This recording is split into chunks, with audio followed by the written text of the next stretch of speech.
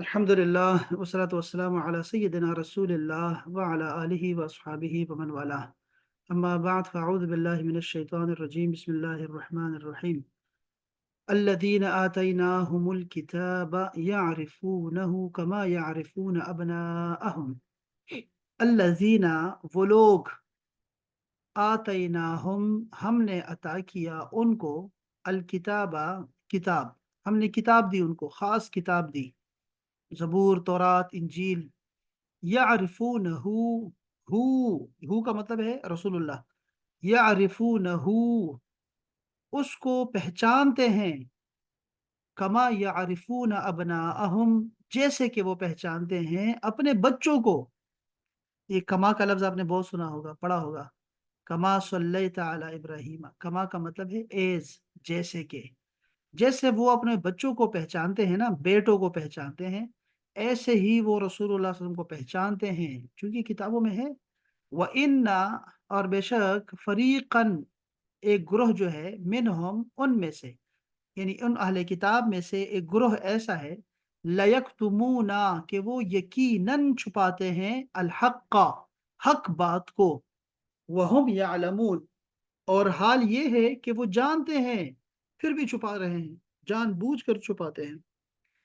दूसरी आयत करीमा में अल्लाह ने फरमाया, अल हक्कु मिर रब्बिका, यानी हाजल हक्कु, ये हक है तुम्हारे रब की तरफ से।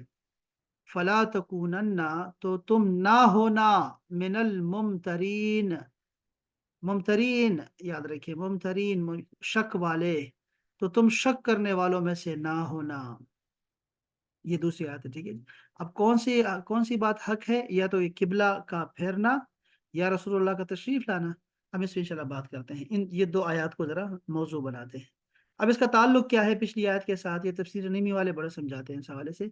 तो पहले मुसलमानों को अहले किताब की पैरवी करने से डराया धमकाया गया पिछली आयतों में। अब फरमाया जा रहा है कि तुम कैसे किबला वगैरह में शक कर सकते हो? खुद अहले किताब का ये हाल है कि तुम्हारे पैगंबर और उनकी सारी सिफात का दिल से जानकर जुबान से इनकार करते हैं। दूसरा ताल्लुक इसका पिछली आयतों के साथ ये है कि पिछली आयत में फरमाया गया, वो तमाम अलामात और आयात निशानियां देखकर भी तुम्हारा किबला नहीं मानेंगे। अब उसकी वजह बयान हो रही है कि वो पहले ही से जानते पहचानते हैं, जिद हसद से मुनकिर है, फिर आयात से कैसे कबूल करेंगे? हसद ने उनके दिलो दिमाग और जाहिरी आज़ा को ऐसा बेगाना कर दिया कि अब न ये दलाइल समझ सकें, न मोजज़ात देख कर इनमें गौर कर सकें। नबी से हसद की आग ने बहुत से बाग उजाड़ दिए। देखो ना इबलीस को, इबलीस ने आदम की खिलाफत का ऐलान ऐलान इलाही सुना, फरिश्तों को सजदा करते देखा, उनके जन्नत में निहायत इज्जत से रहने सहने का खुद मुशाहदा किया, मगर सिर्फ हसद की वजह से उनके आगे न झुका। ये है इन यहूदों का हाल, सेम यही यहूद का हाल है। तीसरा ताल्लुक यह है कि पिछली आयत में फरमाया गया था कि अहले किताब तब्दीली किबला को हक जानकर मुनकिर हैं। अब फरमाया जा रहा है कि वो सिर्फ किबला ही नहीं, बल्कि खुद साहिब किबला अलैहिस्सलातु वस्सलाम को भी पहचानते हैं, वो रसूलुल्लाह को भी जानते हैं, और उनको ये भी पता है कि ये इमामुल किबलतैन हैं। फिर भी जो है ना, ये इनकार करते रहेंगे, क्योंकि ये हसद करते हैं, इनात करते हैं, तकब्बुर में मुब्तला हैं, और खुद पसंदी में मुब्तला हैं। पहले मुसलमानों से फरमाया गया कि अगर तुमने हक को जान पहचान कर अहले किताब की पैरवी की तो तुम जालिमीन में से हो जाओगे। और जालिम तो सदहा किस्म के मुशरिकीन, सदहा किस्म के थे मुशरिकीन, कुफार, कुफार रब के मुनकिर। अब जालिम की तायीन की जा रही है कि इस किस्म के जालिमों में तुम्हारा शुमार होगा, यानी ऐसे लोगों में से हो जाएगा। अच्छा, यहाँ से मैं ज़रा इसको छोड़ के आगे चलता हूँ। ये देखिए, ये तफसीर दुर्र मंसूर है इमाम सयूती की। इन्होंने जो तफसीर हमें चाहिए ना, वो यहाँ दे दी है। मुख्तसर तफसीर है, कुछ जुमलों में है, लेकिन थोड़ी सी मुश्किल है, लेकिन ये असल है। इसके बाद जो आपको मैं ये चीज़ समझा करें, तफासिर की रूह को समझे। किसी दिन मैं आपसे पूछूंगा, महापारा तो आज नहीं आई, लेकिन मैं आपसे पूछूंगा किसी दिन कि आप ना मुझे बताएं कि कौन सी तफसीर आपको ज़्यादा पसंद आई और ज़्यादा उसकी समझ आती है और ज़्यादा मज़ा आता है। یہ تفسیر ہے، تفسیر در منصور، جو کہ امام سیوطی کی ہے، ٹھیک ہے؟ اب یہ دیکھ رہے ہیں، یہ سارے اقوال کو نا پوری سند کے ساتھ بیان کرتے ہیں تفسیر کو، یعنی صحابہ کرام نے کیا فرمایا، اور یا صحابہ کرام جو ہیں رسول اللہ صلی اللہ علیہ وسلم کا جو ہے جو تفسیر ہے رسول اللہ کی بیان کردہ، وہ ہمیں کیسے بتاتے ہیں، تو سند کے ساتھ بیان کرتے ہیں امام سیوطی، ٹھیک ہے؟ تو یہ ایک تفسیر ہے، بڑی خوبصورت قسم کی تفسیر ہے۔ آپ ذرا دیکھیے کہ ان آیات کے بارے میں صحابہ کرام یا تابعین یا تبع تابعین کیا کہتے تھے۔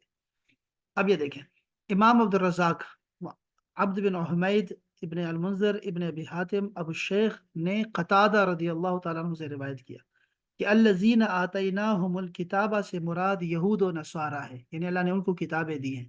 تو ہمارا دھیان فوراً یہاں چلا گیا بھائی کہ اب قتادہ، حضرت قتادہ فرما رہے ہیں، تو آپ سمجھ آئے اب قتادہ ہے نا، میں آپ کو ذرا یہاں سے نا جایا کریں اور یہاں پہ دیکھ لیا کریں کہ قتادہ کون ہے۔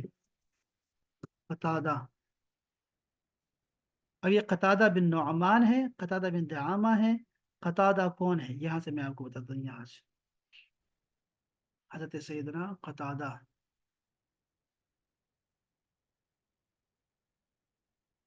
نہیں، حضرت قتادہ بن نعمان، اور دیکھو اس میں قادیانی نے بھی ان کے بارے میں لکھا ہے، ان کا انہوں نے ایک تعریف لکھی ہے، بھائی ایک صحابی ہیں، تو یہ اصل میں پورا ذکر کر دیتے ہیں، ویسے یہ صحابی رسول ہیں، اور یہ انصاری صحابی ہیں، اور ان کے بہت ساری کرامات بھی ہیں، ان کی بہت ساری، اللہ اللہ اللہ۔ کب کی بات ہے؟ سن 23 یا 24 میں حضرت قتادہ نے کا انتقال ہوا ہے، 65 برس کی عمر میں۔ حضرت عمر فاروق نے آپ کی جنازہ پڑھائی ہے، آپ کو قبر میں اتارنے کے لیے آپ کے ماں جائے بھائی حضرت سیدنا ابو سعید الخدری رضی اللہ عنہ آپ کی قبر میں اترے تھے۔ آپ نے کتنی مرویات کی؟ آپ سے مرویات 7 احادیث آپ سے مروی ہیں، ان میں ایک حدیث کو امام بخاری نے بھی روایت کیا ہے۔ تو یہ آپ نے نا دیکھنا ہے کہ یہ کون ہے، تو یہ ہے صحابی ہے، جلیل صحابی ہے، انصاری صحابی ہے۔ وہ کیا فرما رہے ہیں؟ وہ کہتے ہیں کہ یہ جو کتابیں جن کو دی گئی ہے وہ یہود اور نصارہ ہے، یعنی اہل کتاب ہیں، یعرفونہ، اس کو پہچانتے ہیں، وہ رسول اللہ کو اپنی کتاب کے ذریعے پہچانتے ہیں۔ وہ فرما رہے ہیں کہ یہ رسول اللہ ہے، ہو کا مطلب ہے رسول اللہ، اور ان کو اپنی کتاب کے ذریعے پہچانتے ہیں جیسے وہ اپنے بیٹوں کو پہچانتے ہیں۔ حضرت امام عبد بن حمید اور امام ابن جریر رحمہ اللہ نے حضرت قتادہ سے روایت کیا ہے کہ یعرفون سے مراد ہے وہ جانتے ہیں بیت الحرام ہی قبلہ ہے۔ اب یعرفونہ سے مراد کیا ہے؟ یہ دوسری تفسیر آ گئی ہمارے پاس، وہ کہتے ہیں کہ یہ اس سے مراد قبلہ ہے، قبلہ کو پہچانتے ہیں جیسے اپنے بچوں کو، بیٹوں کو پہچانتے ہیں۔ امام ابن جریر نے حضرت ربیع سے اس آیت کے تحت روایت کیا ہے کہ وہ جانتے ہیں کہ بیت الحرام ہی وہ قبلہ ہے جس کا انہیں حکم دیا گیا ہے، لیکتمون الحق میں الحق سے مراد قبلہ ہے۔ اچھا، امام عبد بن حمید یہی ابن جریر حضرت مجاہد سے روایت کر رہے ہیں، وہ دیکھو وہ حضرت قتادہ تھے، یہ حضرت مجاہد ہے، یہ تابعی ہیں، یہ صحابی کے بعد آتے ہیں۔ تو انہوں نے کیا روایت کیا کہ ان فریقا منہم، کہ ان میں سے ایک گروہ، کون سا مراد کیا ہے؟ اہل کتاب کی بات ہو رہی ہے، فرماتے ہیں کہ وہ محمد کو چھپاتے ہیں حالانکہ وہ ان کا ذکر تورات اور انجیل میں پاتے ہیں۔ وہ محمد ہے جن کو وہ جانتے ہیں، پہچانتے ہیں، لیکن کتابوں میں پڑھ چکے ہیں، لیکن پھر بھی چھپاتے ہیں۔ امام ابن جریر، ابن المنذر، وہ دونوں روایت کرتے ہیں ابن جریج سے کہ بعض اہل کتاب جو مسلمان ہو گئے تھے، انہوں نے کہا کہ اللہ کی قسم، ہم اپنی کتابوں میں موجود نبی کریم کی صفات کی وجہ سے آپ کو اپنے بیٹوں سے بھی زیادہ جانتے تھے، رہے ہمارے بیٹے تو ہمیں معلوم نہیں کہ عورتوں نے کیا کیا۔ آپ نے دیکھا کہ تفسیر سے، اب اس کی تفسیر آپ آگے سنیں گے، کہتے ہیں کہ ہمیں اپنے بچوں کے بارے میں نہیں پتا کہ ان کی ماؤں نے کیسے جنا ہے ان کو، لیکن ہمیں یہ پتا ہے کہ محمد اللہ کے آخری رسول ہیں، ہماری کتابوں میں لکھا ہوا ہے۔ اب ذرا بات ذرا کھل کے سمجھ آ رہی ہے۔ اسی طرح امام ثعلبی نے بھی روایت کیا ہے، عبداللہ بن عباس سے روایت کیا، وہ فرماتے ہیں کہ رسول اللہ مدینہ طیبہ تشریف لائے تو حضرت عمر بن الخطاب نے حضرت عبداللہ بن سلام سے، عبداللہ بن سلام جو تھے یہ اہل کتاب میں سے مسلمان ہوئے تھے، تو کہا کہ اللہ تعالیٰ نے اپنے نبی پر یہ آیت اتاری ہے، الذین آتیناہم الکتاب یعرفونہ کما یعرفون ابناءہم، پس تم اے عبداللہ یہ معرفت کیسے رکھتے تھے؟ تم تو اہل کتاب میں سے تھے نا، تو بتاؤ کہ تمہیں یہ کیسے، رسول اللہ کو کیسے پہچانتے تھے؟ حضرت عبداللہ بن سلام نے کہا، اے عمر رضی اللہ تعالیٰ عنہ، میں نے حضرت رسول اللہ صلی اللہ علیہ وسلم کو جب دیکھا تو میں اس طرح پہچان گیا جس طرح میں اپنے بیٹے کو پہچانتا ہوں جب میں اسے دوسرے بچوں کے ساتھ دیکھتا ہوں، اور مجھے اپنے بیٹے کی بنسبت محمد کی معرفت زیادہ ہوتی ہے۔ حضرت عمر نے کہا، وہ کیسے؟ عبداللہ بن سلام نے کہا، رسول اللہ صلی اللہ علیہ وسلم اللہ کی طرف سے حق ہیں، اللہ تعالیٰ نے ہماری کتاب میں ان کی صفات بیان فرمائی ہیں، اور مجھے معلوم نہیں عورتیں کیا کرتی رہتی ہیں۔ حضرت عمر نے اسے فرمایا، اے عبداللہ بن سلام، اللہ تعالیٰ تجھے توفیق تجھے بخشی کہ تو مسلمان ہو گیا اور تم نے حق بات کر دی ہے۔ امام طبرانی نے حضرت سلمان فارسی سے روایت کیا۔ اب دیکھ رہے ہیں صحابہ ہے تابعین ہیں، صحابہ تابعین ادھر جا رہے ہیں، ان کی تفسیریں ہیں ساری۔ وہ فرماتے ہیں کہ جب میں دین کی تلاش میں نکلا تو میں نے اہل کتاب کے راہبوں کے پاس بھی گیا، اور وہ کہا کرتے تھے کہ یہ اس نبی کا زمانہ ہے، یعنی یہ اس نبی کا زمانہ ہے جو عرب کی زمین سے ظاہر ہوگا۔ اس کی علامات ہیں، یہ علامات ہیں، ان میں سے ایک یہ ہے کہ ان کے دونوں کندھوں کے درمیان گول اٹھی ہوئی مہر نبوت بھی ہے۔ یہ سلمان فارسی کا واقعہ بڑا مشہور ہے نا، تو وہ فارس سے چلے اور عرب میں آئے، صرف یہ راہبوں نے ان کو بتایا ہوا تھا کہ آخری نبی آنے والے ہیں، اور ان کے جو ہے ان کی نشانی یہ ہے کہ صدقہ قبول کرتے ہیں، صدقہ قبول نہیں کرتے، ہبہ قبول کرتے ہیں، تحفہ قبول کرتے ہیں، ہدیہ لیتے ہیں، اور ان کے کندھوں کے جو درمیان میں مہر نبوت ہے، گوشت کا ایسے لوٹلا ہے اوپر سے، تو وہ ان کی علامات بتائی تھی، تو اس کا مطلب ہے کہ وہ جانتے تھے، پہچانتے تھے۔ اور یہ جو فرمایا نا کہ الحق من رب کا، کہ یہ حق ہے تمہارے رب کی طرف سے، تم شک کرنے والوں میں سے نہ بننا، تو امام ابو داود نے الناسخ میں، امام جریر نے ابو العالیہ سے، یہ بھی تابعی ہے، اس سے روایت کیا کہ اللہ تعالیٰ نے اپنے محبوب کو فرمایا، اے محمد آپ شک میں مبتلا نہ ہو، بے شک کعبہ ہی تیرا قبلہ ہے، اور یہی تجھ سے پہلے انبیاء کا قبلہ تھا۔ تو یہ دیکھیں، اب یہ اس حوالے سے یہ تفسیر خوبصورت تفسیر ہے کہ بالکل مختصر ہے، اور آپ کو صحابہ کرام کی جو بیان کردہ تفاسیر ہے وہ آپ کو آسانی سے مل جاتی ہے۔ اب یہ تفسیر دیکھیں، یہ ہے خزائن، یہ صراط الجنان کے نام سے ہے۔ اس میں وہ جو ہے ایک تو ترجمہ لے کے آتے ہیں، اوپر دو ترجمے ہیں، ایک کنز العرفان اور ایک کنز ایمان کا ترجمہ ہے، اور اس کے نیچے کیا کرتے ہیں، یہ بالکل مختصر بیان کرتے ہیں، آپ کو تفسیر بالکل مختصر بیان کرتے ہیں، اور ان کی لکھائی بڑی صاف رہتی ہے۔ یہ جو جتنی بھی دعوت اسلامی کی جتنی کتابیں ہوتی ہیں، ان میں آپ کو اگر پرنٹ آؤٹ آپ کو دیکھنا ہے نا، تو یہ ان کے پرنٹ آؤٹ بڑا اچھا ہوتا ہے، ایک اس کی خوبی یہ ہے۔ دوسری خوبی اس کی یہ ہے کہ زبر زیر لگا ہوتا ہے، نئے نئے الفاظ پہ زبر زیر لگا ہوتا ہے، تو آپ کو چیزیں سمجھ آتی ہے، اور ہر چیز حوالے کے ساتھ ہوتی ہے، یہ بڑی اچھی بات ہے۔ تو کہتے ہیں کہ یعرفونہ کما یعرفون ابناءہم، اس نبی کو پہچانتے ہیں اپنے بیٹوں سے بڑھ کر۔ مراد یہ ہے کہ گزشتہ آسمانی کتابوں میں نبی آخر الزمان حضور سید عالم صلی اللہ علیہ وآلہ وسلم کے اوصاف ایسے واضح اور صاف بیان کیے گئے ہیں جن سے علماء اہل کتاب کو حضور پر نور صلی اللہ علیہ وآلہ وسلم کے خاتم الانبیاء ہونے میں کچھ شک اور شبہ باقی نہیں ہو رہ سکتا، اور وہ حضور اقدس کے اس منصب عالی کو کامل یقین کے ساتھ جانتے ہیں۔ یہودی علماء میں سے حضرت عبداللہ بن سلام رضی اللہ تعالیٰ عنہم مشرف اسلام ہوئے، تو حضرت عمر فاروق نے ان سے دریافت کیا کہ اس آیت میں جو معرفت بیان کی گئی ہے اس کا کیا مطلب ہے؟ انہوں نے فرمایا کہ عمر، میں نے حضور صلی اللہ علیہ وسلم کو دیکھا تو بغیر کسی شک اور شبہ کے فوراً پہچان لیا، اور میرا حضور انور کو پہچاننا اپنے بیٹوں کو پہچاننے سے زیادہ کامل اور مکمل تھا۔ حضرت عمر فاروق نے پوچھا، وہ کیسے؟ انہوں نے کہا کہ سید المرسلین کے اوصاف تو ہماری کتاب توریت میں اللہ تعالیٰ نے بیان فرمائے ہیں، جبکہ بیٹے کو بیٹا سمجھنا تو صرف عورتوں کے کہنے سے ہے۔ دیکھا ہم نے کتنے خوبصورتی سے انہیں بیان کیا کہ عورتیں کہیں کہ یہ تمہارا بیٹا ہے تو بس ٹھیک ہے، ہم کیا کہہ سکتے ہیں، لیکن رسول کا اللہ نے فرما دیا ہماری کتابوں میں، اس لیے میں ان کو اپنے بیٹوں سے بھی زیادہ بہتر جانتا ہوں۔ تو قطعی ہے یہ دلیل۔ اس پر حضرت عمر فاروق نے ان کا سر چوم لیا، یہ تفسیر خازن نے بیان کیا، تفسیر روح البیان میں بھی ایسے ہی بیان ہے کہ اس پہ انہوں نے ان کا سر چوما ہے۔ سر کو چومنا رسول اللہ سے بھی ثابت ہے کہ ماتھے کو بوسہ دیا اپنے حضرت جعفر طیار کو، جب وہ حبشہ سے تشریف لائے، خیبر فتح ہو چکا تھا، تو آپ نے فرمایا مجھے نہیں پتا میں کس خوشی سے زیادہ خوش ہوں، کہ خیبر کی فتح زیادہ خوشی والی بات ہے یا جعفر کا واپس آنا؟ تو آپ نے اٹھ کے گلے لگایا ان کو، اور بھائی کو، چونکہ بھائی تھے وہ، اور ساتھ میں جو ہے ان کو ماتھے پر بوسہ بھی دیا۔ عرب بھی ایسے کرتے ہیں۔ اس واقعے سے یہ بھی معلوم ہوا کہ غیر محل شہوت، یعنی جہاں پہ شہوت نہ ہو، میں دینی محبت سے پیشانی چومنا جائز ہے۔ پیشانی بھی چوم سکتے ہیں، ہم چومتے رہتے ہیں، علماء کی ہو، والدین کی ہو، اساتذہ کی ہو تو پیشانی چوم سکتے ہیں۔ یہ بھی معلوم ہوا کہ حضور اکرم کی صرف پہچان ایمان نہیں، بلکہ حضور پر نور کو ماننا ایمان ہے۔ ہیں کیا؟ کہ حضور اکرم کی صرف پہچان ایمان نہیں، صرف پہچان ایمان نہیں، ہاں، بلکہ حضور کو ماننا بھی ایمان ہے۔ پہچان نہیں، پہچان تو لیتے ہیں، اور یہود جو اہل کتاب تھے وہ پہچان گئے تھے کہ یہ آخری نبی ہیں، لیکن جب تک ماننا نہیں تھا، ایمان نہیں، وہ مومن نہیں ہوئے۔ جیسے یہودی پہچانتے تو تھے لیکن مانتے نہ تھے، اس لیے کافر ہی رہے۔ ایک گروہ ہے جو کہ حق کو چھپاتا ہے۔ اہل کتاب علماء کا ایک گروہ توریت اور انجیل میں مذکور حضور پر نور کی نعت و صفت کو اپنے بغض اور حسد کی وجہ سے جان بوجھ کر چھپاتا تھا۔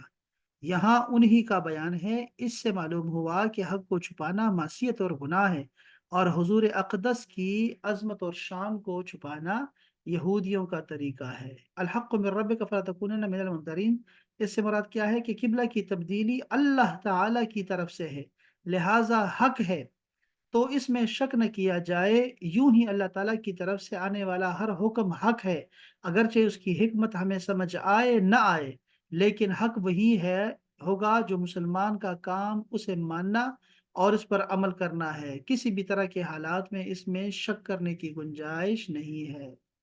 یہ انہوں نے بڑا مختصر کر کے آپ کو نہ سمجھاتے ہیں آیات کا ترجمہ۔ آپ کو آیت کا جو مفہوم ہوتا ہے وہ آپ کو دو چار جملوں میں ہی سمجھ آ جاتا ہے۔ یہ تفسیر تبیان القرآن ہے۔ انہوں نے یہی جو تفاسیر، اوپر والے تفاسیر جتنے بھی گزری ہیں، یہ اس صدی کی تفسیر ہے۔ یہ ابھی ریسنٹلی تفسیر آئی ہے غلام رسول سعیدی صاحب کی۔ تو انہوں نے شادی نہیں کی ساری زندگی، پتہ ہے کوئی چار کتابیں لکھی انہوں نے، بڑی اچھی کتابیں لکھی ہیں۔ شرح مسلم لکھی ہے، شرح بخاری لکھی ہے، اور یہ شرح مسلم ان کی بڑی مشہور ہے۔ جن جن کو اردو آتی ہے، انڈیا، پاکستان، بنگلہ دیش، نیپال، ان سب میں بڑی مشہور ہے، افغانستان میں۔ تو شرح مسلم ان کی اچھی ہے، اور یہ جو تفسیر بیان قرآن ہے یہ بڑا اچھا ہے۔ انہوں نے شادی نہیں کی، اور یہ میں نے اس پہ بڑی تفصیل سے آپ کو بتایا تھا کہ کچھ علماء کرام ایسے ہیں جنہوں نے شادی نہیں کی ہے صرف علم کی خاطر، کے علم جو ہے نا رہ جائے گا، کتابیں رہ جائیں گی، اور انہوں نے پھر کام بھی کیا اس پہ، بہت کام کیا اس پہ، ماشاء اللہ۔ تو یہ اچھی اچھی تفسیر انہوں نے کیا کیا کہ جو پچھلی ساری تفاسیر تھی نا، اس سے جو ہے وہ سارا نقل بھی کیا، پھر اس پہ اپنی رائے بھی دی ہے اس پہ۔ تو اگر کوئی فقہی مسئلہ ہے یا کوئی اور ایسے گمبھیر مسئلہ ہے تو خود بھی رائے دیتے ہیں۔ تو انہوں نے بھی وہی لکھا ہے جو ابھی ہم نے اوپر بیان کیا۔ دیکھو یہ سارے اب شروع میں جو انہوں نے صحابہ کرام کے اور تابعین کے جو تفاسیر ہیں وہ بیان کی ہیں، یہ دیکھ رہے ہیں آپ، یہ سارا ایک ساتھ ہی انہوں نے سارا لکھ دیا۔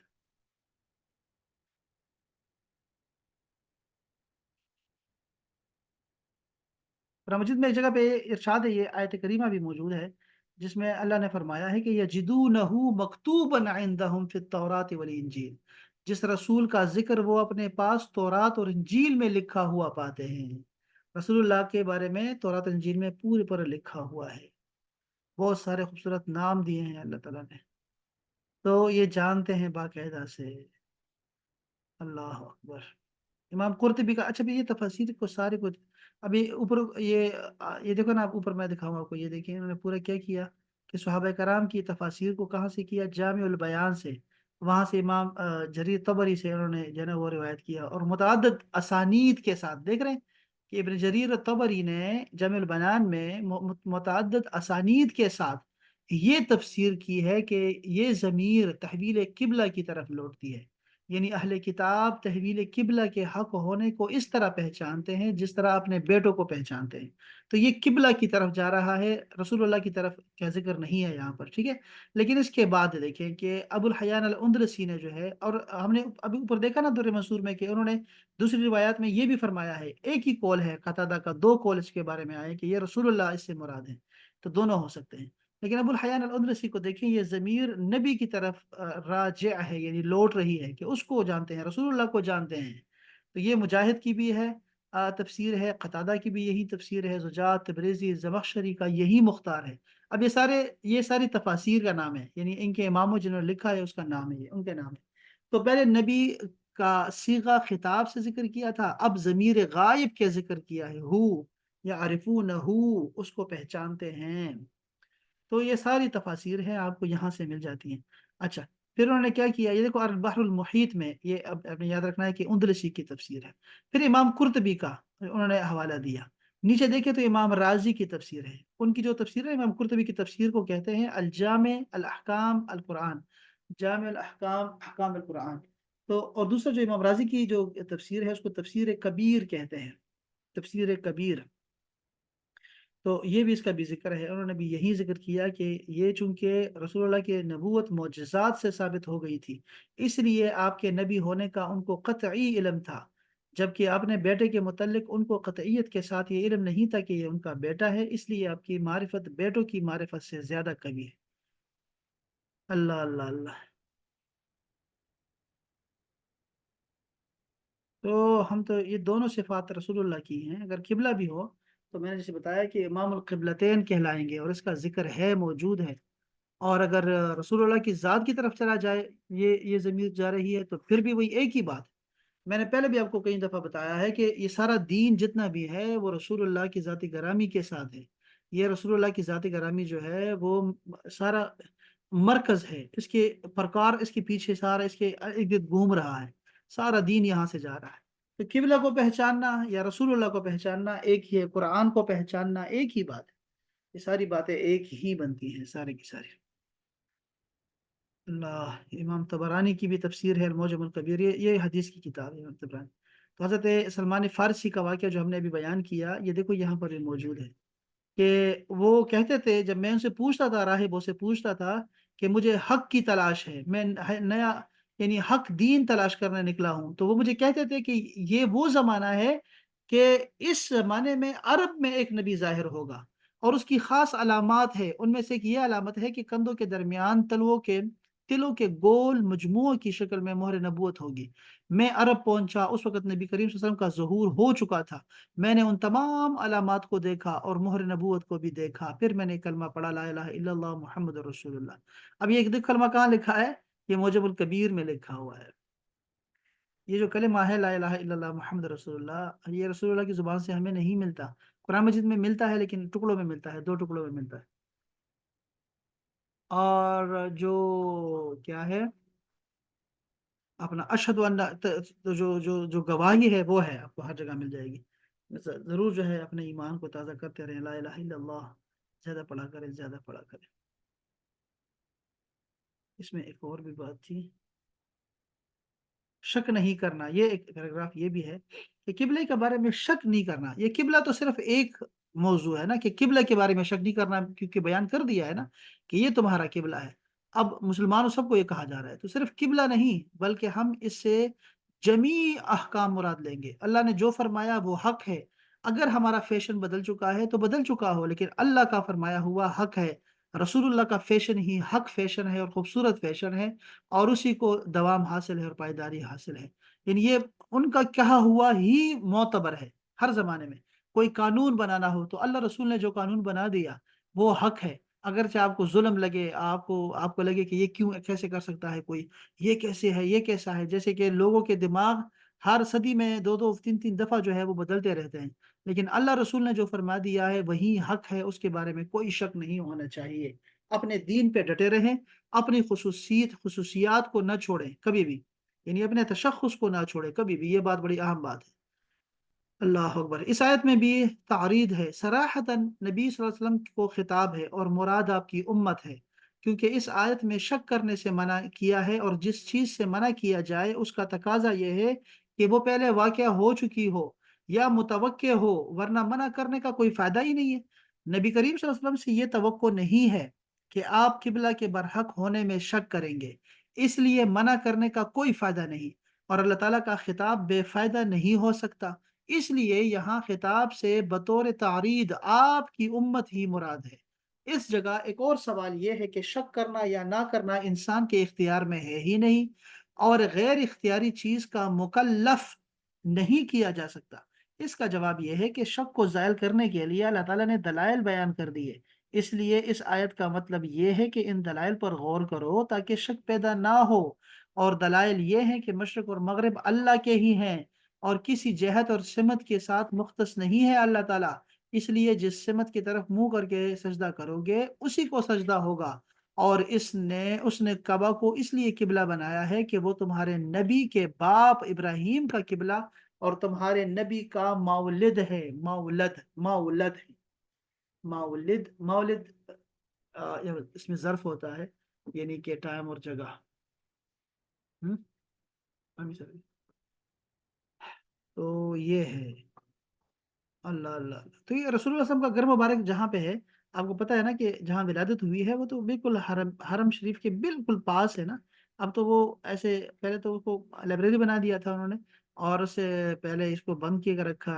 پہلے مسجد تھی یہاں پہ، زبیدہ خاتون نے بھی اس کو 2 دفعہ اس کو مسجد بنایا، دوسری دفعہ مسجد بنایا، اس سے پہلے بھی مسجد تھی، لیکن اب وہ پھر لائبریری بنا دیا گیا، اب تو بالکل ہی بند کر دیا ہے اور لوگوں کا بالکل وہاں سے دھیان ہٹا دیا ہے۔ اور بس وہ لوگ حرم میں ہی رہتے ہیں، لوگوں کو پتہ نہیں چلتا کہ کہاں ہے رسول اللہ کا گھر مبارک۔ تو جہاں رسول اللہ پیدا ہوئے ہیں، آپ کو پتہ ہے کہ اللہ نے قسم کھائی ہے قرآن مجید میں اس کی، یہ جو صورت ہے نا، سورہ البلد کے نام سے، لا اقسم بهذا البلد وانت حل بهذا البلد، اس کا مطلب یہ ہے کہ میں یہ اس شہر کی قسم کھاتا ہوں جس میں آپ چلے پھرتے ہیں، چلتے ہیں پھرتے ہیں اور آپ کے قدم لگے ہیں، اس شہر کی قسم کھا رہا ہوں میں۔ تو یہ اللہ نے قسم کھائی ہے آپ کے قدم لگنے کی وجہ سے، ورنہ تو وہاں پر بہت ساری چیزیں تھی جس کی قسم اللہ تعالیٰ کھا سکتا تھا، لیکن وہ زمزم، وہ سب کوہ صفا اور مروہ اور یہ خانہ کعبہ اور جتنی چیزیں، جتنی بھی جگہ تھی یہاں پہ، وہ تو پہلے سے موجود تھی، لیکن اللہ نے فرمایا نہیں، اس میں چونکہ آپ چلے پھرے ہیں یہاں پر اس زمین پہ، اس لیے میں اس کی قسم کھاتا ہوں۔ تو یہ بڑی خاص زمین ہے اور رسول اللہ کے پیدائش ہونے کی یہ بڑی خاص جگہ ہے، تو اس کو جو ہے نا ایسے مٹانا نہیں چاہیے، چھپانا نہیں چاہیے، اور نہ ہی اس کو یہ مٹنے سے کوئی مٹ جائے گی، یہ دوبارہ سے یہ لوگ ہیں، جب تک یہ لوگ ہیں تو بس کر رہے ہیں جو جو کرنا ہے انہوں نے کرتے رہے ہیں، کوئی ان کو منع نہیں کر سکتا۔ پہلے تو یہ منع کرتے تھے، ہم کہتے تھے بڑے ظالم ہیں، ابھی کیا کر رہے ہیں؟ اب یہ یہودیوں کو فل طور پہ لے کے آ رہے ہیں، یہاں پہ سعودیہ لے کے آ رہے ہیں، بس ٹھیک ہے، لگے ہوئے ہیں مسلمان اپنے یشو میں لگے ہوئے ہیں، ان کے پاس ٹائم نہیں ہے چیزیں سوچنے کے لیے، اور کچھ کر بھی نہیں سکتے، بس ایسے ہی ہے۔ تو یہ جو ہے نا یہ بڑا خاص ہے، یہ ہم اس کو بعد میں پڑھیں گے، اور لیکن یہ ہے کہ مولد جو یہاں پہ آیا ہوا ہے وہ بالکل ایسے ہی ہے کہ ہم نے کعبہ کو بنایا ہے قبلہ، چونکہ یہ آپ کا مولد ہے اور آپ کے باپ دادا یعنی آبا و اجداد ابراہیم اور اسماعیل کا قبلہ رہا ہے۔ یہ تفسیر معارف القرآن ہے شفیع قاڑوی صاحب کی، وہ کہتے ہیں کہ یہ اردو میں ہے، بالکل آسان اور مختصر سا مختصر تفسیر ہے، بالکل مختصر تفسیر ہے۔ خلاصہ تفسیر کیا ہے کہ اس سے پہلی آیت میں اہل کتاب کا قبلہ تو مسلمین کو دل میں حق جاننے اور زبان سے نہ ماننے کا ذکر تھا۔ اس آیت میں انہی اہل کتاب کا صاحب قبلہ یعنی رسول اللہ کو اسی طرح دل میں حق جاننے اور زبان سے نہ ماننے کا بیان ہے۔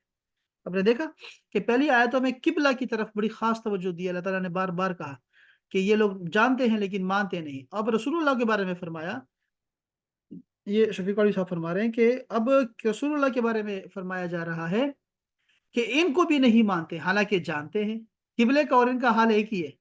یہ جن لوگوں کو ہم نے اہل کتاب دی ہے، تورات اور انجیل دی ہے، وہ لوگ رسول اللہ صلی اللہ علیہ وآلہ وسلم کو تورات اور انجیل میں آئی ہوئی بشارت کی بنا پر بحیثیت رسالت ایسا بے شک اور شبہ مانتے ہیں، پہچانتے ہیں جس طرح اپنے بیٹوں کو ان کی صورت سے پہچانتے ہیں۔ بیٹے کی صورت دیکھ کر کبھی شبہ نہیں ہوتا کہ یہ کون شخص ہے، مگر پہچان کر بھی سب مسلمان نہیں ہوتے، بلکہ بعض تو ایمان لے آئے اور بعض ان میں سے ایسے ہیں کہ اس امر واقعی کو باوجود یہ کہ خوب جانتے ہیں اور مگر اخفا کرتے ہیں، حالانکہ یہ امر واقعی من جانب اللہ ثابت ہو چکا ہے۔ تو اس میں ہر کس شبہ نہ کرے، شک و شبہ کرنے والا جو ہے اس میں شمار نہیں ہونا تم نے کبھی بھی۔ بس یہ وہی مسائل بیان کر رہے ہیں کہ یہ ہٹ درمی اور اناد اور حسد کی بنا پر یہ قبلہ کو بھی نہیں مانتے، حالانکہ جانتے ہیں کہ یہ حق ہے، اور رسول اللہ کو بھی پتہ ہے، یعنی ان کے بارے میں پتہ ہے کہ یہ حق ہیں، لیکن نہیں مانتے، اس وجہ سے نہیں مانتے کہ یہ اس میں پڑے ہوئے ہیں، اپنے غم و غصے میں ہے اور اناد میں ہے اور حسد میں ہے۔ بس یہ ساری آپ جو تفاسیر بھی اٹھا کے دیکھیں گے یہیں آپ کو دکھائی دیں گے، اور یہیں یہ قاضی ثناء اللہ پانی پتی رحمۃ اللہ کی تفسیر ہے، تفسیر مظہری، یہ تفہیم القرآن ہے علامہ مودودی صاحب کی۔ یہ کہتے ہیں کہ یہ عرب کا محاورہ ہے کہ بیٹوں سے زیادہ پہچانتے ہیں، یہ عرب کا محاورہ ہے۔ جس چیز کو آدمی یقینی طور پر جانتا ہے ہو اور اس کے متعلق کسی قسم کا شک اور اشتباہ نہ رکھتا ہو، اسے یوں کہتے ہیں کہ وہ اس چیز کو ایسا پہچانتا ہے جیسے اپنے اولاد کو پہچانتا ہے۔ یعنی جس طرح اسے اپنے بچوں کی پہچاننے میں کوئی اشتباہ نہیں ہوتا، اسی طرح وہ بلا کسی شک کے یقینی طور پر اس چیز کو بھی جانتا ہے۔ یہودیوں اور عیسائیوں کے علماء حقیقت میں یہ بات اچھی طرح جانتے تھے کہ کعبے کو حضرت ابراہیم نے تعمیر کیا تھا، اور اس کے برعکس بیت المقدس کو حضرت سلیمان نے، اس کے 1300 برس بعد حضرت سلیمان کے ہاتھوں تعمیر ہوا اور انہی کے زمانے میں قبلہ قرار پایا۔ اس تاریخی واقعہ میں ان کے لیے ذرہ برابر کسی شک اور اشتباہ کی گنجائش نہیں ہے۔ بس یہی ہے سارا جو ہم نے مین اس پہ فوکس کرنا تھا، وہ ہمیں چیز سمجھ آ گئی الحمدللہ ان 2 آیات کی۔ ہاں،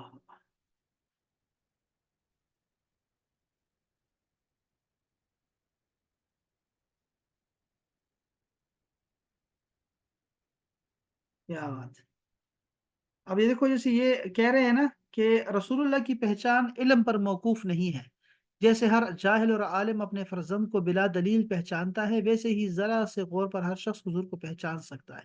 اب دیکھیں بات سمجھے کہ ہوتا کیا ہے۔ دیکھو میں نے آپ کو بتایا تھا ایک دفعہ کہ اللہ جل شانہ کو اگر کوئی شخص جان لیتا ہے اس کے مظاہر سے، کہ کوئی شخص مریخ پہ چلا گیا، وہاں سے نظام کو دیکھتا ہے، پھر قرآن کی آیاتوں کو جوڑتا ہے، قرآن کی آیاتوں کو نہیں جوڑتا بلکہ وہ کیا کرتا ہے کہ نظام کو جو دیکھتا ہے نا اور نئی دنیا کو دریافت کرتا ہے، تو ایک دم سے کہتا ہے کہ کیا خوبصورت اس نے جو ہے وہ یہ کاریگری ہے، کتنا خوبصورت نظام ہے اس کا، اور کتنا دقیق اور باریک ہے اس کا نظام، کہ یہاں پہ تو تھوڑی سی غلطی کی بھی گنجائش نہیں ہے، اور سارے کیسے حساب سے چل رہے ہیں ہر چیز مدار میں۔ تو یعنی وہ کہے گا کہ اس کو بنانے والا ضرور کوئی نہ کوئی ہے، کوئی نہ کوئی ہے، تو اس سے وہ مسلمان نہیں ہوگا۔ یعنی اللہ کو پہچاننا ہے تو رسول اللہ کے راستے سے آنا ہوگا۔ ہم یہ بات کر رہے تھے کہ اللہ کو پہچاننا ضروری نہیں ہے بلکہ اللہ کی ماننا ضروری ہے، جب تک مانیں گے نہیں تب تک جو ہے اس کو فائدہ نہیں دیتا پہچان۔ اس طرح رسول اللہ کی ذات بھی گرامی ہے کہ یہود و نصارہ رسول اللہ کو جانتے تھے لیکن جب تک مانتے نہیں تھے نا تو مومن نہیں کہلائے۔ یہ دونوں چیزیں آپ نے ذہن میں رکھنی ہے، بس یہ بات اہم بات ہے۔ اور دوسری بات تو شک والی بات ہے کہ کبھی شک نہ کرنا اللہ رسول کے کہے میں، کبھی شک نہ کرنا۔ ہاں، یہ انہوں نے ایک معجزہ بھی یہاں ذکر کیا ہے، حضرت سفینہ کا بڑا مشہور ہے۔ ہر شخص اپنے فرزند کی چیزوں، اس کے دوست و دشمنوں کو پہچانتا ہے، اسی طرح سارا عالم حضور کے غلاموں اور دشمنوں کو، اسی طرح مدینہ پاک اور ان کے تبرکات کو جانتا ہے۔ حضرت سفینہ نے شیر سے کہا میں حضور کا غلام ہوں، تو وہ کتے کی طرح دم ہلاتا ہوا آگے ہو لیا۔ ابو لہب کے بیٹے عتبہ نے گستاخی کی تو شیر نے اس کو سوتے ہوئے منہ کی بو سونگھ کر پھاڑ ڈالا، اور گوشت بھی نہ کھایا کہ گستاخ کا گوشت جانور بھی نہیں کھاتے۔ چلو کافی اتنا ٹھیک ہے، بس باقی بھی سارے وہی بات۔ ہاں جی احباب، کوئی سوال تو نہیں ہے آپ کے ذہن میں؟ کوئی بات یا سوالے سے کوئی اچھی بات، کوئی پیاری بات شیئر کر سکتا ہے کوئی ہمارے ساتھ؟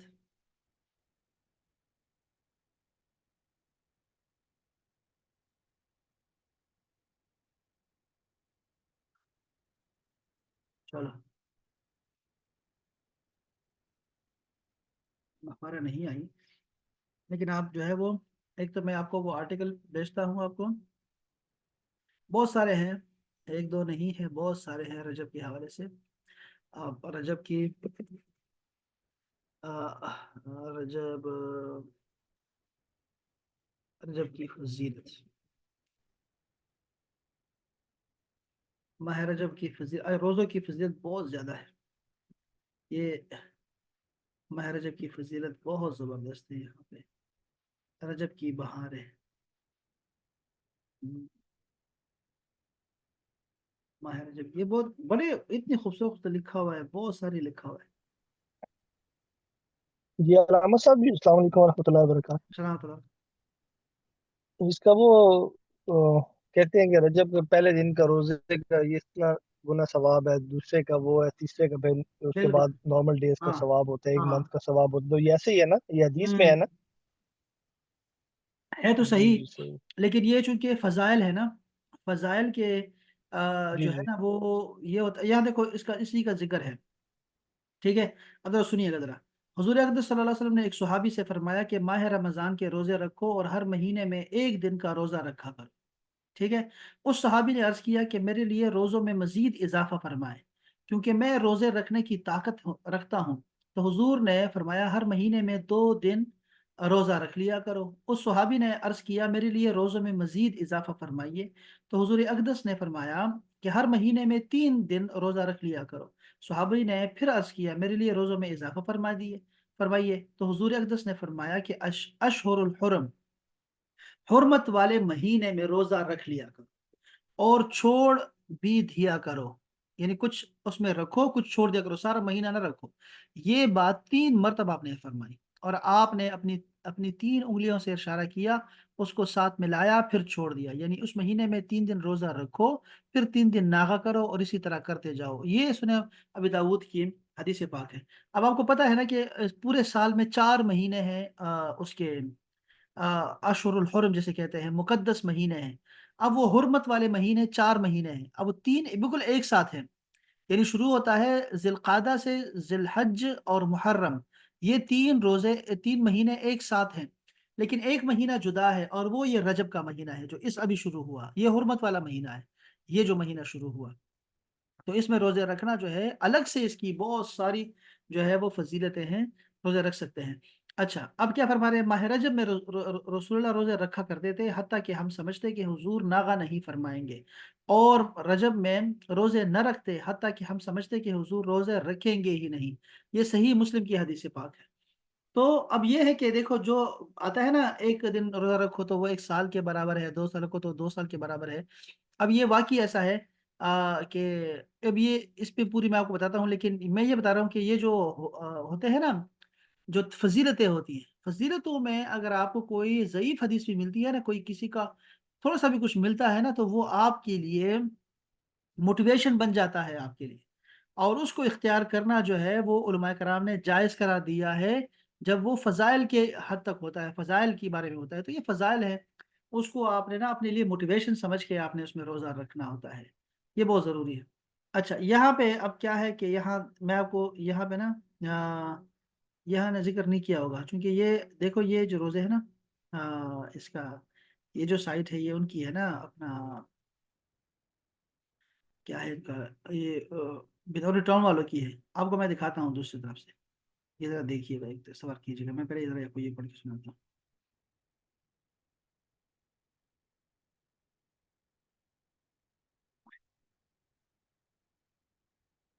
کہتے ہیں کہ ماہ رجب کہاں سے پڑھوں؟ یہاں دیکھو عبداللہ بن عمر اور کبار تابعین میں سے حضرت حسن بصری رحمۃ اللہ علیہ نے اس مہینے میں روزہ رکھنے کا ثبوت ملتا ہے. ایک ملاحظہ ہے، یعنی نوٹ ہے، نوٹ دیکھ لیں. نوٹ یہ ہے کہ اشہر حرم یعنی کہ حرمت والے مہینے میں چونکہ رجب کا مہینہ بھی داخل ہے، لہٰذا مذکورہ آثار کی روشنی میں، آثار سمجھتے ہیں نا کہ صحابہ اور تابعین کی کوئی بات ہونا، اور اس مہینے میں روزہ رکھنے کی بھی ترغیب ملتی ہے. حافظ ابن حجر رحمۃ اللہ تعالی علیہ ماہ رجب میں روزہ سے متعلق متعدد روایات پیش کرنے کے بعد ان کی اسنادی حیثیت کو جانچنے کے بعد بطور تبصرہ وہ لکھتے ہیں. کہتے ہیں کہ ماہ رجب کے جو روزے کی فضیلت سے متعلق روایات عام طور پر ہمیں جو ملتی ہے وہ 2 قسم کی ملتی ہے. ایک ہے ضعیف روایات اور دوسری ہے موضوع روایت. دیکھو ضعیف جو روایت ہوتی ہے نا وہ حدیث ہوتی ہے، لیکن جو موضوع روایت ہوتی ہے نا وہ حدیث نہیں ہوتی. ٹھیک ہے. اب ضعیف روایت جو ہمیں ملتی ہے نا، چند سطور بعد اسنادی حیثیت سے ان تمام روایات پر ضعف کا حکم لگاتے ہیں. یعنی وہ کہتے ہیں کہ جو ماہ رجب کے روزوں کے بارے میں جتنی بھی احادیث آئی ہے نا وہ ضعیف حدیثیں ہیں ہمارے پاس. ٹھیک ہے. اب یہ کیا فرما رہے ہیں اس کے بعد سمجھیے گا. لیکن یاد رہے کہ روزہ خود مستقل ایک نیک عمل ہے اور پھر رجب کا اشہر حرم میں ہونا اس کے ثواب میں اضافے کا باعث بنتا ہے. لہٰذا اس مہینے میں کسی بھی دن کسی خاص تعین اور اجر و عقیدہ کے بغیر روزہ رکھنا باعث خیر اور امر مستحب ہے. پھر علامہ تانوی صاحب کا شفیع تانوی صاحب کا بتاتے ہیں کہ دوسری حیثیت رجب میں شہر حرام ہونے کی ہے، جو اس رجب میں اور بقیہ اشہر حرم میں مشترک ہے کہ یہ حرمت والا مہینہ ہے۔ تو پہلی حیثیت سے قطع نظر صرف اس دوسری حیثیت سے اس میں روزہ رکھنے کو مندوب فرمایا گیا ہے، یعنی کہ پسند فرمایا گیا ہے۔ اب میں آپ کو یہاں سے آپ کو صحیح احادیث جو ہے نا آپ کو یہاں پہ جمع کی ہے ڈاکٹر صاحب نے، اور یہ بڑی خوبصورت ہے یہ جو کتاب ہے نا، ویسے ساری مہینوں کی اس میں بہت ساری ہیں، لیکن یہ جو ماہ رجب کی فضیلتیں ہیں وہ یہاں پر جمع کی گئی ہیں۔ پہلی تو آیت کریمہ یاد کریں سورہ توبہ کی، یہ آیت کریمہ یاد رکھیں ہمیشہ حرمت والے مہینوں کے بارے میں۔ تو یہ میں آپ کو دیا کروں گا، چونکہ ڈاکٹر صاحب ہمیشہ جو ہے وہ بڑا مستند لکھتے ہیں، جب بھی لکھیں گے مستند لکھیں گے۔ تو آپ نے فرمایا کہ ان عدت الشہور عند اللہ 12 شہرا، اللہ کے ہاں مہینوں کی تعداد 12 مہینے ہیں، ٹھیک ہے جی۔ فی کتاب اللہ، اللہ کی کتاب میں، اللہ کے پاس جو کتاب ہے اس میں مہینوں کی تعداد زمین کے لیے 12 رکھا گیا ہے۔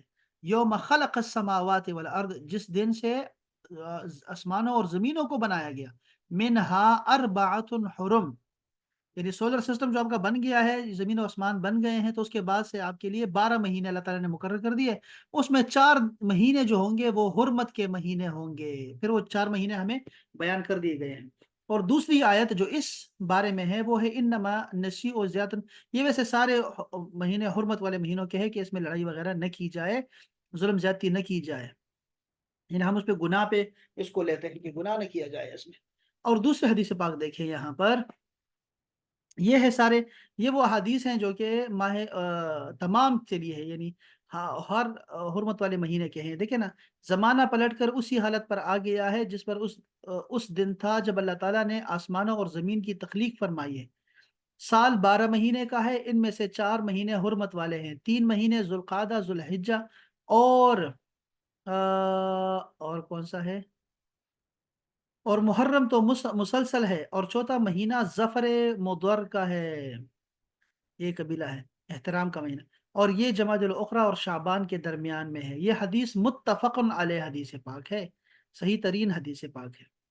اور حضرت عثمان بن حکیم انصاری بیان کرتے ہیں کہ میں نے رجب کے مہینے میں حضرت سعید بن جبیر سے ماہ رجب کے روزوں کے بارے میں پوچھا، تو انہوں نے کہا میں نے حضرت عبداللہ ابن عباس کو یہ بیان کرتے ہوئے سنا ہے کہ رسول اللہ جب روزے رکھتے تو ہم یہ کہتے کہ اب روزے نہیں چھوڑیں گے، اور جب آپ روزے چھوڑتے تو ہم یہ کہتے کہ اب آپ روزے نہیں رکھیں گے۔ اس کا مطلب سمجھ رہے کہ رجب میں رسول اللہ نے بہت سارے روزے رکھے، اتنا روزے رکھے کہ لوگ سمجھے کہ سارا پورا مہینہ ہی شاید یہ روزہ رکھیں گے، اور بعض اوقات چھوڑ دیتے تو چھوڑ دیتے، لگتے نہیں تھا کہ یہ اس میں روزہ رکھیں گے۔ تو یہ اب دیکھیں اس سے کیا آپ کو سمجھ آ رہی ہے، سمجھ یہی آ رہی ہے کہ اس کو آپ نے رمضان کی طرح فرض روزے نہیں رکھنے کے، آپ اس کو زندگی کے معمول بنا لے اور میں نے پکا ارادہ کر لیا کہ میں کوئی نہیں چھوڑوں گا، ایسا نہیں کرنا چاہیے۔ بعض اوقات بڑی مشکل ہو جاتی ہے جب یہ موسم بدلتا رہتا ہے نا، تو پھر بڑا مشکل ہو جاتا ہے روزہ رکھنا لوگوں کے لیے۔ خود پہ کوئی چیز ایسی چیز فرض نہ کیا کرے جو اللہ نے فرض نہیں کیا، اللہ کے رسول نے کوئی فرض نہیں کیا آپ پہ۔ تو اس سے روزہ رکھے، اور روزے بہت رکھے، اس میں 3 دن روزہ رکھے، 3 دن چھوڑ دیا کرے، جسے رسول اللہ نے اشارہ کر کے سمجھایا صحابی کو، تو آپ نے بھی ایسے کرنا ہے، 3 دن روزہ رکھے، 3 دن چھوڑ دیا کریں۔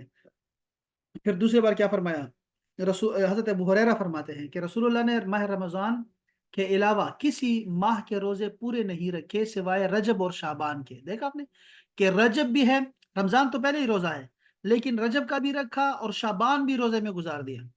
یہ دیکھیں، یہ بھی ہمیں یہ ایسی روایت ملتی ہے ہمیں، جو کہ ہمیں پھر روزے پہ مجبور کرتی ہے ماہ رجب میں۔ حضرت انس بن مالک فرماتے ہیں کہ جب ماہ رجب کا آغاز ہوتا تو حضور اکرم دعا فرماتے کہ اے اللہ ہمیں رجب اور شعبان میں برکت عطا فرما، اور ہمارے لیے رمضان میں بھی برکت عطا فرما۔ آپ فرمایا کرتے تھے کہ جمعے کی رات قابل احترام ہے، جمعے کی رات قابل احترام ہے، اور اس کا دن منور ہوتا ہے۔ حضرت انس بن مالک فرماتے ہیں کہ جب ماہ رجب کا آغاز ہوتا تو رسول اللہ دعا کرتے اے اللہ ہمیں رجب اور شعبان میں برکت عطا فرما، اور ہمیں رمضان نصیب فرما۔ اللہ اللہ اللہ۔ اب دیکھو نا یہاں پر اس کے بعد نا ائمہ سلف صالحین کے ارشادات اور معمولات کہ رجب میں انہوں نے دیکھا نا کہ رجب کا جو مہینہ ہے نا یہ ہمیں بہت کام دیتا ہے۔ یہ میں آپ کو بتایا کہ یہ ٹیسٹ کرنے کی باتیں ہیں، اور اس پہ آپ نے اس کو آپ نے پریکٹیکل میں لے کے آنا ہے تو پھر آپ کو مزہ آئے گا، کیونکہ یہ جو سارے لوگ ہیں نا، یہ جو صوفیاء ہیں، جو مشائخ ہیں، جو کہ طریقت والے ہیں، جو روحانیت والے ہیں، انہوں نے اس کو ٹیسٹ کیا ہوا باقاعدہ سے۔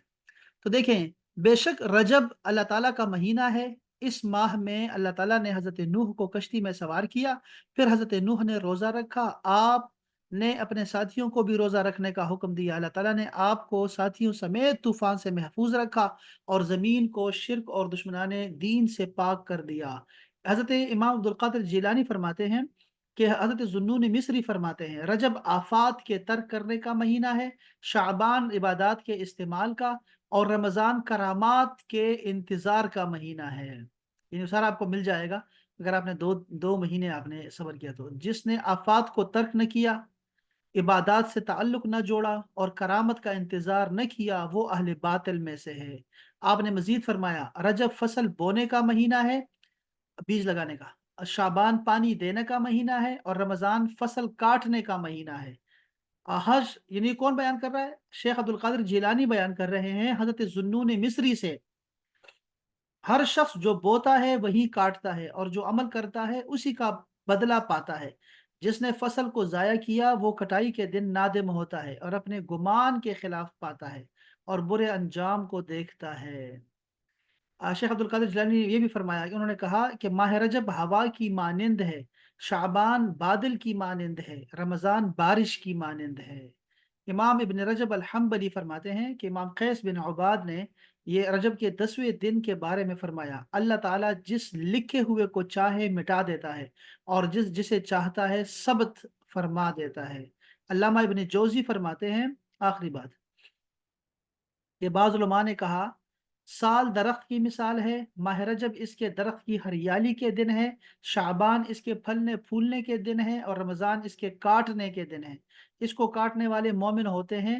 جس شخص نے اپنے نامہ اعمال کو گناہوں سے سیاہ کر لیا ہو اس کے لیے یہ اچھا موقع ہے کہ وہ اس مہینے میں توبہ کے ذریعے اسے سفیدی میں بدل دے، اور جس نے سرکشی میں اپنی عمر کو ضائع کر دیا ہو اس ماہ کو اپنی بقیہ عمر کے لیے غنیمت سمجھے۔ بس یہاں تک تو یہ ہے۔ اس کے علاوہ بھی بہت سارے یہ دیکھیں یہاں بھی انہوں نے سارے بیان کر دیے ہیں ساری، یہ میں آپ کو بھیج بھی سکتا ہوں۔ یہ ساری چیزیں آپ کو ایک آرٹیکل 2 آرٹیکل آپ کو بھیج سکتا ہوں میں۔ رجب کی مہینے کا نام، یہ بڑا خوبصورت آرٹیکل ہے یار، یہ بڑا خوبصورت لکھا ہے، اس میں آپ کو ساری چیزیں مل جائیں گی، اور یہ بھی آپ کو بھیج دیتا ہوں میں، ٹھیک ہے۔ ہاں اس میں معراج کی بات بھی ہے، معراج یہ ایک لیلۃ الرغائب کے بارے میں بھی ہے، جو لوگ کرتے ہیں، جو لوگ کرتے ہیں ان کو کرنے دیا کریں، اور جو نہیں کر سکتے وہ کم سے کم جو ہے نا وہ قریب ہونے کی کوشش کریں۔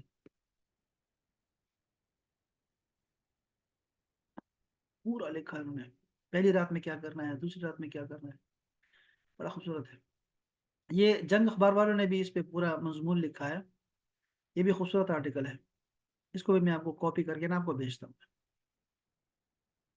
چلیں کافی ہوگا، ٹائم زیادہ ہو گیا، اور اس حوالے سے پھر ہم مزید بھی بات کر سکتے ہیں، گروپ میں بھی بات کر سکتے ہیں، کوئی پریشانی کی بات نہیں انشاءاللہ۔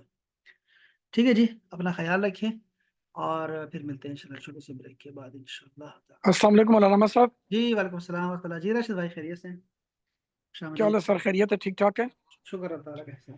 اچھا علامہ صاحب، میں تھوڑا سا اس کے اوپر وہ ڈیٹیل چاہوں گا، کسی اور نے بھی پوچھا تھا، یہ جیسے آپ نے اوپر فرمایا نا کہ مطلب ضعیف حدیث کا جو ریفرنس ہے، جی جی تو ایک طرف تو یہ ہے نا کہ مطلب ہمارا تو ایمان کا حصہ ہے کہ سرکار پاک کی جو بھی چیز فرمائی گئی ہے مستند ہے، اور وہ حدیث ہی ہے جو بھی آپ نے فرمایا، جی ٹھیک ہے جی۔ جی تو یہ جو ضعیف کا ریفرنس ہے، یہ مطلب اس کا بیسیکلی بیک گراؤنڈ یا انڈرسٹینڈنگ کے لیے تھوڑا سا بریف کریں کہ مطلب ضعیف کی پیچھے بنیاد کیا ہے؟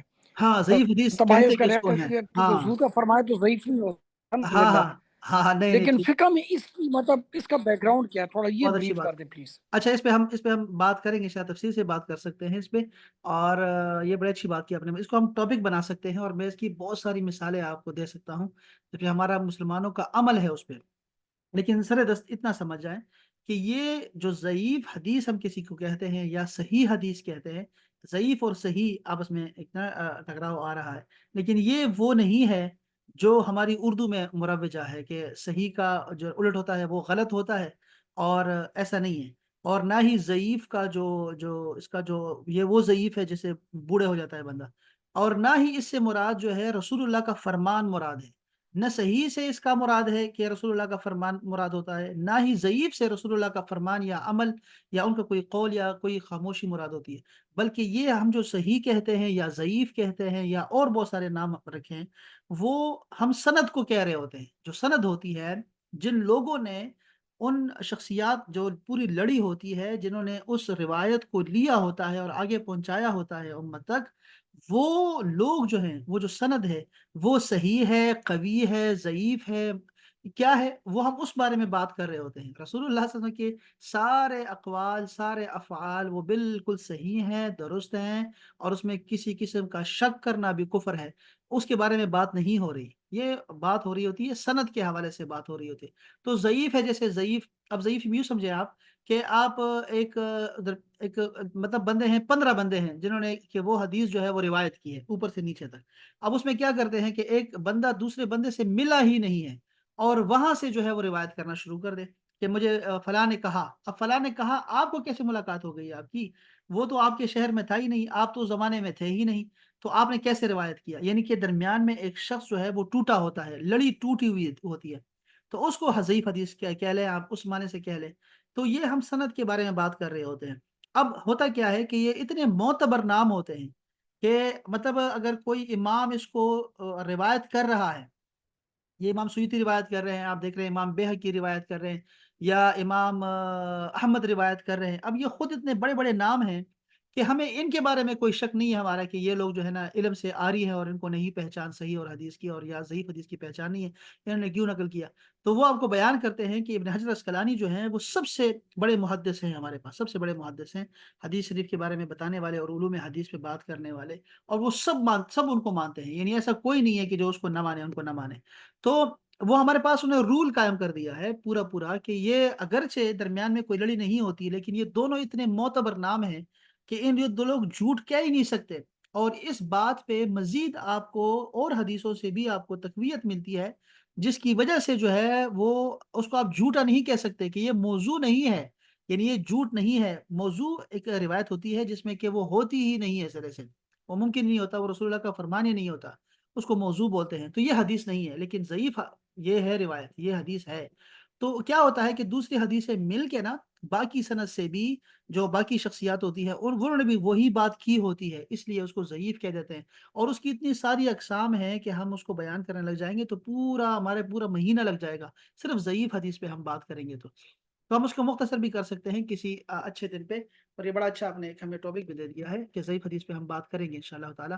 اور میں کسی اچھی جو ہے نا وہ مسند کو انشاءاللہ اپنے سے بھی اچھا، ویسے تو میرا تخصص بھی حدیث شریف میں ہے، لیکن میں چاہوں گا کہ کوئی اچھے سینئر ساتھی کو انشاءاللہ بلا کے ہم ضعیف حدیث پہ انشاءاللہ گپ شپ لگائیں گے اور ہم بات کریں گے اس پہ، مثالوں کے ساتھ بات کریں گے انشاءاللہ تعالیٰ دوبارہ سے بھی۔ تو یہ ذہن میں رکھیے گا، جیسے ابھی میں نے آپ کو فتاوی جات دکھائے، اور یہ مختلف مکاتب فکر کا میں اس لیے دکھاتا ہوں آپ کو تاکہ آپ کو اس بارے میں پتا ہو کہ کچھ چیزیں ہمارے اندر مشترک ہیں، تو اس پہ ہم بات نہیں کرتے، یہ سارے مانتے ہیں، یعنی ایسا نہیں ہے کہ سنت الجماعت کے جو اہل تشیع بھی ہمارے ساتھ ہیں، اس میں فضائل میں وہ سب ہمارے ساتھ ہوتے ہیں، تو اہل تشیع بھی ہیں یا اہل سنت الجماعت کے مکاتب فکر ہیں، وہ سب کے سب ایک ہیں اس معاملات میں۔ یہ جو میں آپ کو دکھایا فتاوی جات دکھائے، تو ماہ رجب کے بارے میں سب متفق ہیں کہ یہ حرمت کا مہینہ ہے، قرآن کی آیت سے ثابت ہے، صحیح حدیث پاک سے ثابت ہے کہ یہ حرمت کا مہینہ ہے۔ اب اس میں روزوں کے متعلق یا عبادات اور خاص نوافل کے بارے میں آپ کو اس بارے میں آپ کو جو میں نے یہ جو آپ کو بتایا نا، جو آپ کو میں نے حدیث سنائی ہے یہاں سے جو بتائی میں نے آپ کو اقوال سنائے، بس یہی صحیح ہے، آپ اسی کو سمجھے کہ یہی ہے جو آپ کو پتہ ہونا چاہیے۔ اب اس کے بعد یہ جو میں نے آپ کو دکھایا نا، اس میں آپ کو بہت ساری باتیں ہیں، یہاں بہت ساری باتیں ہیں، لیکن یہ ان لوگوں کو فائدہ دیتے ہیں جو لوگ اس پہ عمل کرتے ہیں، جو کسی شیخ کے مرید ہوتے ہیں، کسی شیخ کے شاگرد ہوتے ہیں، ان کو فائدہ دیتے ہیں باقاعدہ طور پہ۔ آپ بھی اگر ان کو آزمائیں گے نا تو آپ کو بھی یہ سارے کے سارے فائدے پہنچ جائیں گے۔ آپ کو یہ حدیث ضعیف کا اور قوی کا، صحیح کا، مشہور کا، اس کا فرق ہی آپ کا مٹ جائے گا جب آپ کو خود یہ ٹیسٹ ہوگا، یعنی اس کا ایک ہے کہ ذائقہ آپ کو چکھے۔ آپ ذرا ایک دفعہ چکھ کے دیکھ لیں اس کو، یہ جو نوافل ہیں اور یہ جو اعمال ہیں جس کو ہم یہ سوچ کے ترک کر دیتے ہیں کہ یہ ضعیف حدیثوں سے روایت ہے اور اس کو ہم وہ برکت لیتے ہی نہیں سرے سے، تو ہم محروم کر دیتے ہیں، خود کو محروم کر دیتے ہیں۔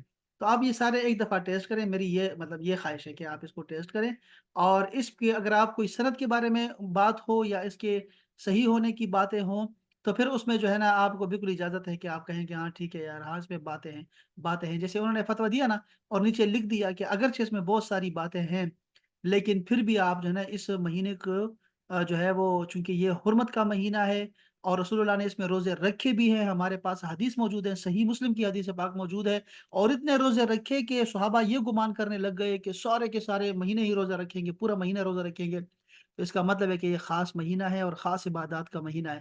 پھر اس کے بعد وہ نام وغیرہ دیا تھے۔ تو بہرحال ضعیف حدیث پہ بھی ہم بات کریں گے انشاءاللہ تعالیٰ، اور اس میں کسی کا بھی اہل سنت جماعت کے اندر نا، اہل سنت والجماعت کے اندر ضعیف حدیثوں کو، یعنی جو میں نے بتایا ضعیف کا، میں نے بتایا آپ کو کہ اس کی کیا کیا ہو سکتی ہیں، کیا کیا ریزنز ہو سکتی ہیں، بہت ساری ریزنز ہیں، ایک دو نہیں ہیں، وہ انشاءاللہ پھر میں آپ کو اس کی اقسام بھی بتاؤں گا انشاءاللہ، دکھا کے چارٹس پہ آپ کو دکھا کے انشاءاللہ آپ کو دکھاؤں گا، جو بھی دکھائے گا آپ کو نا، میں کہوں گا کہ چارٹ پہ آپ کو دکھائے تاکہ آپ کو یہ علمی بات بھی سمجھ آ جائے۔ تو ضعیف حدیث ہونے کے باوجود بھی جو ہے اس مہینے کی حرمت میں، اس مہینے کے بزرگ ہونے میں، اور اس مہینے کے جو ہے وہ برکات کی زیادہ ہونے میں باقی مہینوں کی بنسبت، اس میں کوئی شک نہیں ہے، کسی کو بھی شک نہیں ہے، اس لیے آپ اس کو ضائع نہ کریں اور اس مسئلے میں نہ پڑیں۔ میری یہ آپ سے گزارش ہے کہ یہ جو علمی بحثیں ہوتی ہیں اس میں نہ پڑیں، بلکہ آپ اس مہینے کو اس دفعہ رمضان کی خاطر اس مہینے کو اور اس کے بعد والے مہینے کو اپنے اوپر طاری کریں کہ یہ بزرگ مہینے ہیں اور میں نے ایسے رہنا ہے جیسے میں رمضان میں رہتا ہوں، ایسے میں نے خود کو بنا دینا ہے۔ پھر اس کے بعد آپ کو مزہ آئے گا انشاءاللہ، اس مہینے کا واقعی مزہ آئے گا آپ کو انشاءاللہ تعالیٰ، اور پھر انشاءاللہ باقی بحث کریں گے انشاءاللہ۔ بہت بہت شکریہ علامہ صاحب، سلامت رہیں، آباد رہیں، سلامت رہے سر انشاءاللہ۔ تو میں آپ کو اس طرح اور یہ سر جو آرٹیکل اور جس کے اندر جو اس کے فضائل ہیں پلیز گروپ میں ضرور شیئر کیجیے ہاں گا۔ ہاں، یہ بہت ضروری ہے سر، یہ میں آپ کو بیچتا ہوں، یہ سارے آپ کو بیچتا ہوں، آپ خود سے پڑھ کے بالکل، بہت شکریہ، بہت شکریہ، سلامت رہیں، بہت مہربانی۔ سلامت رہے۔ السلام علیکم ورحمۃ اللہ تعالیٰ وبرکاتہ۔